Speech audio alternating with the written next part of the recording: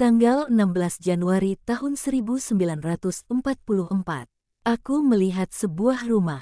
Rumah khas Timur Tengah, sebuah rumah putih yang panjang dan rendah dengan beberapa jendela dan pintu, dengan atap serambi, yang dikelilingi oleh sebuah tembok kecil, sekitar 1 meter tingginya, dengan sebuah pergola tanaman anggur yang teduh, yang merambat hingga ke serambi yang bermandikan cahaya matahari dan merentangkan cabang-cabangnya lebih dari separuh permukaan teras. Anak-anak tangga di bagian luar menghantar ke sebuah pintu yang terletak separuh jalan menuju bagian depan rumah. Sejajar permukaan tanah ada beberapa pintu yang rendah, tak lebih dari 2 di tiap-tiap sisi rumah, dan pintu-pintu itu terbuka ke ruangan-ruangan yang gelap dan rendah. Rumah dibangun di tengah-tengah apa yang kelihatan seperti semacam tempat pengirik, tapi sesungguhnya lebih merupakan sebuah area terbuka berumput daripada tempat pengirik, dengan sebuah sumur di tengahnya. Ada beberapa pohon ara dan apel. Rumah menghadap jalan, tapi tidak terletak tepat pada sisi jalan. Agak sedikit jauh dari jalanan dan sebuah jalan setapak di antara rerumputan menghubungkannya dengan jalan yang kelihatannya seperti jalanan utama. Tampaknya rumah berada di daerah pinggiran Kana, sebuah rumah yang dimiliki oleh para petani yang tinggal di tengah milik mereka. Pedesaan diliputi suasana tenang dan asri. Matahari bersinar di langit yang sepenuhnya biru. Pada mulanya aku tidak melihat apa-apa yang lain. Tak ada seorang pun dekat rumah. Kemudian aku melihat 2 orang perempuan, dengan gaun panjang dan mantel yang sekaligus menyelubungi kepala mereka bagai kerudung, berjalan menyusuri jalan dan lalu jalan setapak. Yang seorang lebih tua dari yang lain, sekitar 50 tahunan, dengan gaun gelap dari wul kasar berwarna coklat abu-abu. Perempuan satunya mengenakan pakaian yang lebih cerah, gaun kuning muda dan sehelai mantel biru. Ia tampak sekitar 35 tahunan. Dengan gaun gelap dari wul kasar berwarna coklat abu-abu. Perempuan satunya mengenakan pakaian yang lebih cerah, gaun kuning muda dan sehelai mantel biru. Ia tampak sekitar 35 tahunan. Ia sangat cantik, ramping, dan pembawaannya penuh wibawa, meski ia teramat lemah lembut dan rendah hati. Ketika ia semakin dekat, aku melihat wajah pucatnya, mata birunya dan rambut pirangnya yang kelihatan pada keningnya. Aku mengenalinya sebagai bunda kita yang tersuci. Aku tidak tahu siapa perempuan lain yang lebih tua itu. Mereka saling berbicara dan bunda kita tersenyum. Ketika mereka tiba dekat rumah, seseorang, yang jelas mengamati kedatangan para tamu, memberitahu yang lain di dalam rumah, dan 2 laki-laki serta 2 perempuan, semuanya dalam pakaian terbaik mereka, pergi menyambut. Mereka memberikan sambutan yang teramat hangat kepada kedua perempuan teristimewa kepada bunda kita. Hari masih pagi, aku perkirakan sekitar pukul 9, mungkin lebih pagi, sebab negeri diwarnai oleh pemandangan segar pagi hari. Ketika embun menjadikan rerumputan lebih hijau dan udara masih bebas dari debu. Tampaknya kala itu adalah musim semi sebab rerumputan di padang tidak kering oleh terik matahari musim panas dan jagung di ladang masih muda dan hijau serta belum berbulir. Daun-daun pohon ara dan pohon apel kelihatan hijau dan halus dan begitu pula daun-daun tanaman anggur. Namun aku tidak melihat bunga-bunga pada pohon apel dan tak ada buah pada pohon apel, juga pada pohon ara maupun pada tanaman anggur. Yang berarti bahwa pohon apel baru saja berbunga dan buah-buahnya yang kecil masih belum dapat terlihat. Maria, yang disambut dengan sangat hangat dan dihantar oleh seorang lelaki yang lebih tua yang tampaknya tuan rumah, mendaki anak-anak tangga bagian luar dan memasuki sebuah aula besar yang kelihatannya memenuhi seluruh lantai atas rumah, atau sebagian besar darinya.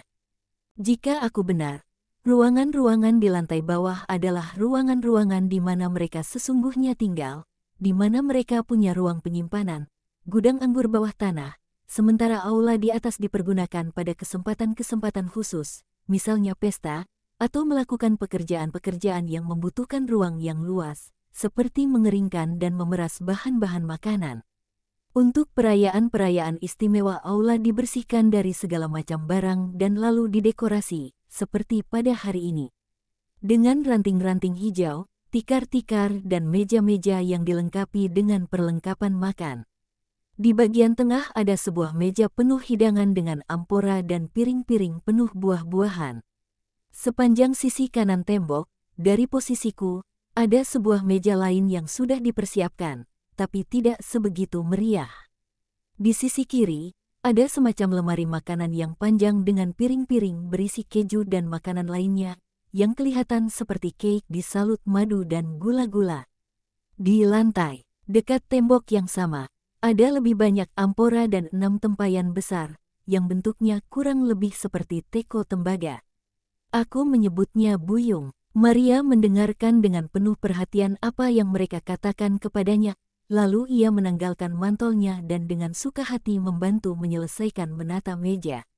Aku melihatnya berjalan kian kemari memeriksa tempat-tempat untuk duduk merebahkan diri, merapikan karangan-karangan bunga, memperindah tampilan piring buah-buahan, memastikan bahwa lampu-lampu sudah berisi minyak.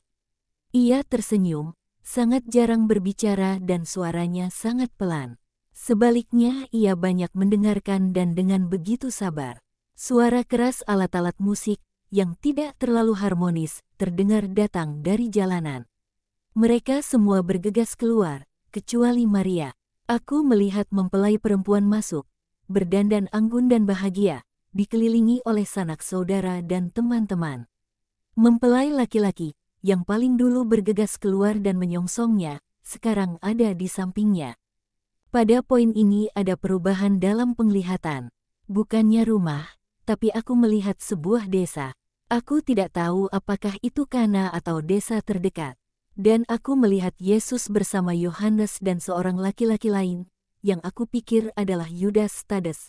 Tapi mungkin juga aku salah. Namun aku yakin mengenai Yohanes. Yesus mengenakan jubah putih dan sehelai mantol biru tua. Ketika mendengar suara musik, teman-teman Yesus menanyai seseorang mengenai sesuatu dan lalu memberitahukannya kepada Yesus. Lalu Yesus, seraya tersenyum, berkata, "Marilah kita pergi dan membuat bundaku bahagia." Dan ia mulai berjalan menyeberangi padang menuju rumah, bersama kedua temannya. Aku lupa menyebutkan bahwa kesanku Maria adalah sanak keluarga atau sahabat dekat dari sanak saudara mempelai laki-laki, sebab ia berbicara akrab dengan mereka. Ketika Yesus tiba, pengamat yang sama seperti sebelumnya, memberitahu yang lain.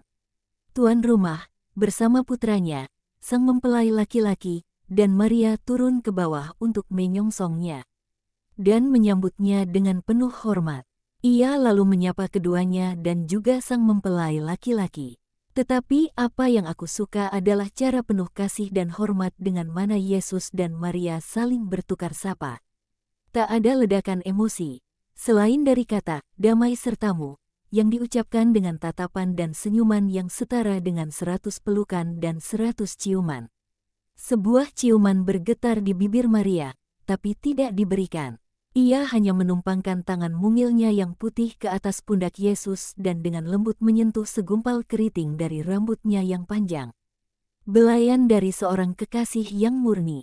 Yesus mendaki anak-anak tangga di samping bundanya, diikuti oleh para muridnya, tuan rumah dan mempelai laki-laki, dan memasuki aula perjamuan, di mana para perempuan mulai sibuk, menambah tempat-tempat duduk dan piring-piring untuk ketiga tamu, yang, kelihatannya, tidak mereka duga. Aku katakan bahwa kedatangan Yesus tidak pasti dan kedatangan para sahabatnya sama sekali tak terduga. Aku dapat dengan jelas mendengar suara sang guru yang dalam, maskulin, dan termanis mengatakan pada saat memasuki aula, "Kiranya damai ada di rumah ini dan berkat Allah atas kalian semua." Sebuah sapaan penuh wibawa yang disampaikan kepada semua yang hadir. Yesus tampak menonjol di antara semua orang dengan perilaku dan perawakannya yang tinggi. Ia seorang tamu, dan seorang tamu biasa, tapi tampaknya ia adalah raja perjamuan, lebih dari mempelai laki-laki, lebih dari tuan rumah. Tak peduli betapa rendah hati dan baik hatinya, ia adalah dia yang berpengaruh atas teman-teman yang berpengaruh. Kedua murid juga diundang untuk duduk di meja yang sama, demi hormat kepada Yesus. Punggung Yesus membelakangi tembok di mana tempayan-tempayan besar dan lemari makanan berada.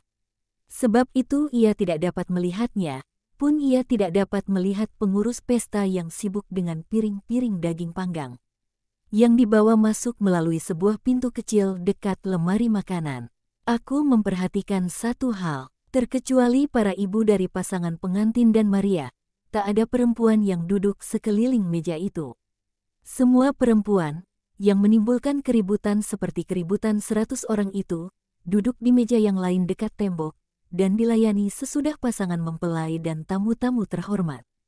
Yesus duduk dekat tuan rumah, berhadapan dengan Maria, yang duduk dekat mempelai perempuan. Perjamuan pun dimulai, dan aku dapat yakinkan kalian bahwa mereka tidak kekurangan selera baik makan maupun minum. Yang makan dan minum sedikit hanyalah Yesus dan bundanya, yang juga sangat sedikit berbicara. Yesus lebih banyak berbicara, namun meski sangat logis, ia tidak tanpa belas kasihan pun tidak ada penghinaan dalam perkataannya yang sedikit itu. Ia sangat ramah, tapi tidak banyak berbicara. Ia menjawab apabila ia ditanya, apabila mereka berbicara kepadanya. Ia menunjukkan minat pada pokok pembicaraan, ia menyampaikan pendapatnya, tapi lalu ia memusatkan diri pada pikiran-pikirannya, seperti orang yang terbiasa dengan meditasi. Ia tersenyum, ia tidak pernah tertawa. Apabila ia mendengar gurauan umum, ia berpura-pura belum pernah mendengarnya. Maria disegarkan oleh kontemplasi Yesusnya, dan begitu juga Yohanes, yang berada di ujung meja dan bertaut pada perkataan gurunya. Maria memperhatikan para pelayan berbicara dengan suara perlahan kepada pengurus pesta, yang kelihatan sangat malu, dan ia mengerti apa penyebab situasi yang tak menyenangkan itu. "Nak," ia berbisik dengan suara pelan untuk menarik perhatian Yesus. "Nak, mereka kehabisan anggur. Perempuan, apakah yang masih ada antara aku dan engkau?" Yesus, ketika mengucapkan kata-kata ini, tersenyum bahkan terlebih lembut lagi, dan Maria tersenyum juga, bagai dua orang yang mengetahui suatu kebenaran yang masih merupakan rahasia sukacita mereka dan yang tidak diketahui oleh orang lain. Yesus menjelaskan makna kalimat itu kepadaku. Kata "masih" itu, yang sering dihilangkan oleh banyak penerjemah, merupakan kunci kalimat itu dan menjelaskan maknanya yang sebenarnya. Aku adalah putra, yang tunduk kepada bundaku, hingga saat ketika kehendak Bapakku mengatakan kepadaku bahwa saatnya telah tiba ketika aku harus menjadi sang guru. Sejak dari saat misiku dimulai, aku bukan putra yang tunduk kepada bundaku, tetapi aku adalah hamba Allah. Ikatan-ikatan moralku dengan bundaku terputus. Ikatan-ikatan itu berubah menjadi ikatan-ikatan yang terlebih luhur, yang sepenuhnya adalah hakikat rohani. Aku selalu menyebut Maria, bundaku yang suci.